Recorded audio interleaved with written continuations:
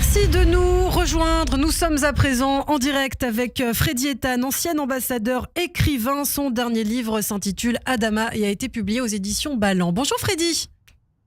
Bonjour. Ravi de vous retrouver ce matin comme chaque semaine et évidemment, actualité oblige, on va parler de ce qui se passe en Syrie, la chute de Bachar el-Assad, un tournant de l'histoire qui met fin à un demi-siècle de règne sans partage du clan Assad en Syrie, Freddy. Oui, je vous rappelle que lors de notre dernier entretien, nous avons évoqué la chute d'Assad. Et il y a une semaine, la majorité des observateurs et des experts n'y croyaient pas. Plus stupéfiant, c'est qu'aucun service de renseignement occidental, y compris le nôtre, donc le Mossad, n'a prévu le renversement en Syrie et donc de ce régime totalitaire. Les Russes et les Iraniens, pourtant omniprésents en Syrie, non plus. Alors donc, c'est, je dirais, l'échec total des services secrets. C'est évidemment très inquiétant après le 7 octobre. La conquête de la Syrie a été effectuée par des organisations terroristes et des opposants au régime soutenu par la Turquie. Erdogan est donc le grand gagnant. Alors, la communauté internationale salue aujourd'hui la chute de la famille Assad, mais quelle hypocrisie, quel double jeu de la part des leaders occidentaux. On oublie que Clinton, Obama et Jacques Chirac avaient pris le chemin de Damas et que Sarkozy avait accueilli Assad en grande pompe à Paris. On avait pardonné à Hafez el-Assad, à son frère Rifat et au fils Bachar tous les massacres de leur propre peuple, notamment par l'arme chimique, durant, vous l'avez mentionné, plus de 50 ans, un demi-siècle. Alors aujourd'hui, on commet les mêmes erreurs. Et certains en France tentent de réhabiliter les anciens chefs d'Al-Qaïda, des frères musulmans. Soudain, ils sont des modérés. Leur nouveau chef, Mohamed El-Djoulani, est un héros très sympathique.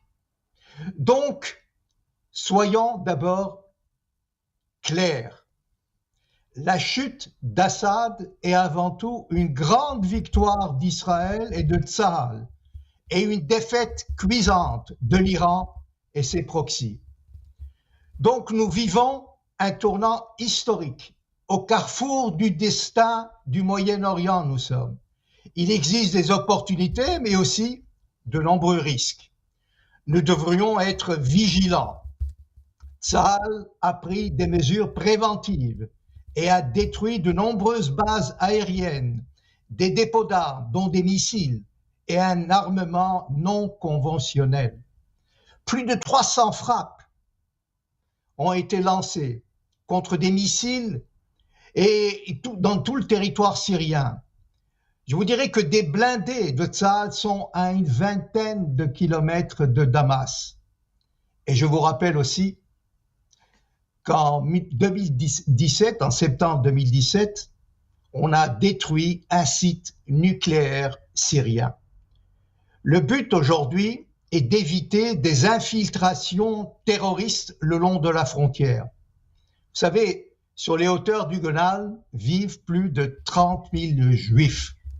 Nous devons aussi empêcher le flux des terroristes vers la Jordanie, car le royaume hachémite est toujours vulnérables. Alors, il faut dire aussi que 20% en Jordanie sont militants des frères musulmans, donc du Hamas. Une autre menace est évidemment l'Iran. Isolés au pied du mur, les ayatollahs accélèrent la réalisation de leur projet nucléaire.